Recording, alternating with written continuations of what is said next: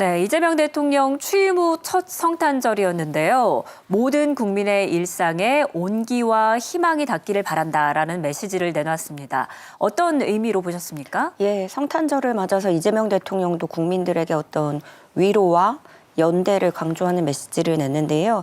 가장 낮고 어두운 곳에 태어나서 고통받고 아픈 이들의 평생을 그들과 함께 하신 그 예수 그리스도를 떠올린다. 그분의 삶이야말로 우리가 기억해야 될 진정한 성탄의 의미가 아닌가 생각한다. 이렇게 운을 띄우면서요. 네. 다가오는 새해에는 국민 여러분 모두의 일상에 따뜻한 온기와 희망이 닿을 수 있도록 더욱 최선을 다하겠다. 라면서 이제 대통령으로서의 그런 다짐도 내보였습니다. 지난 23일에는 그 해수부 이전하고 현장 국무회의 하면서 부산을 또 방문하기도 했었잖아요. 네. 그래서 아침에는 그 부전역 인근에 있는 부전시장 둘러보고 상인과 시민들과 직접 만나보는 그런 시간을 가지기도 했는데요. 이 시장 방문은 또 원래 사전에 예고됐던 일정이 아니었다고 하더라고요.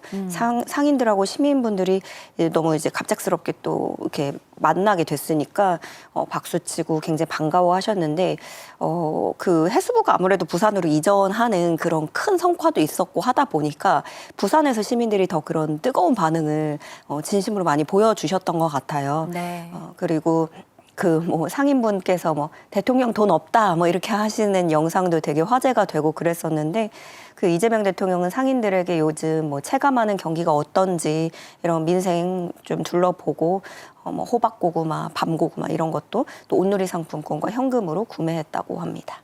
네. 또 성탄절 전날에는 이재명 대통령이 특별한 만남을 가졌는데요. 현장 화면 보고 오겠습니다.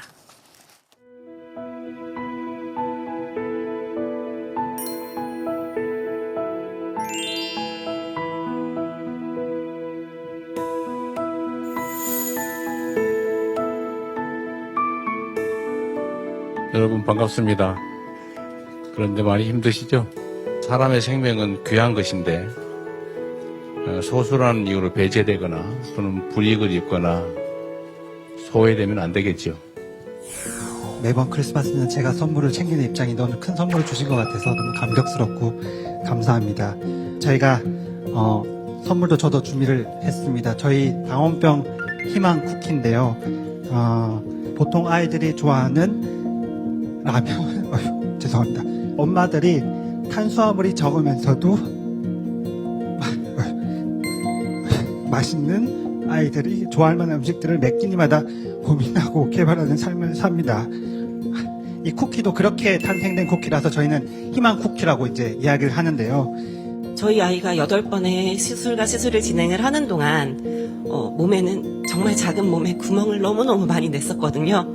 네, 그 치료 과정 중에 드레싱이 꼭 필수적인 부분인데 이 부분이 비급 항목이다 보니까 아무래도 가정에 좀 경제적으로 부담이 되었던 부분이 사실입니다.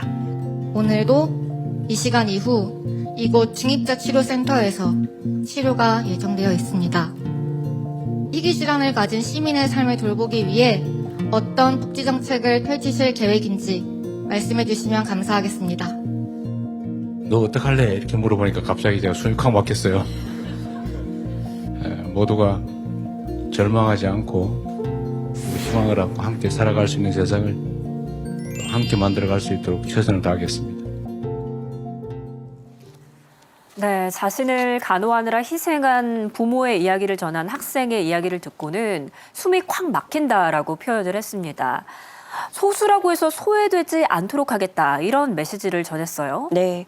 아시다시피 현재 희귀 질환자들이 약을 구하는 것부터 해서 치료비, 간병 이런 것들 생각하면은 한 가정이 좀 풍비박산 날 정도로 어려움을 겪고 있지 않습니까? 네. 이재명 대통령은 이 정부가 치료, 진단, 복지 지원 이렇게 주기에 걸쳐서 많은 개선책을 준비하고 있다고 밝혔습니다. 특히나 이 정부가 희귀 질환에 대한 지원을 강화하고자 하는 의지가 있다고 하더라도 막상 그 입장에 처한 국민의 비율이 그렇게 많지는 않기 때문에 이 어떤 필요성에 대해서라든가 또 혹은 그 정도의 예산을 투입하는 것이 과도하다고 여기는 그런 우려가 있다든가 네. 이런 식으로 좀 대대적인 여론의 공감을 얻기가 좀 어려운 부분들, 그런 것들, 사회적 관심도도 매우 떨어진다라는 점을 언급하면서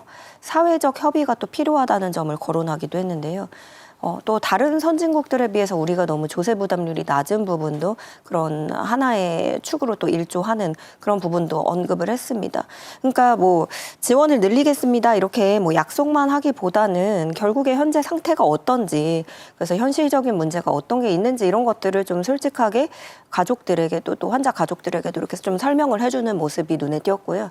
결국에 이 얘기를 들어보면은 그런 소외된 질병의 어려움 이런 점에서는 또 국민의 관심, 또 지지 이런 것들이 또 결국엔 필요한 것 같고요. 네. 이재명 대통령은 그 개인이 극복할 수 없는 그런 어려움들을 이겨낼 수 있도록 함께 노력하는 게 우리 국가 공동체라고 하면서 공동체 모두의 문제를 해결하기 위해서 정부가 할 수 있는 역할들도 더 많이 찾아서 많이 노력하겠다고 밝혔습니다. 네, 희귀질환 치료 정말 개인이 감당하기에는 너무 부담이 큰 부분이기 때문에 개선책이 잘 마련됐으면 좋겠습니다.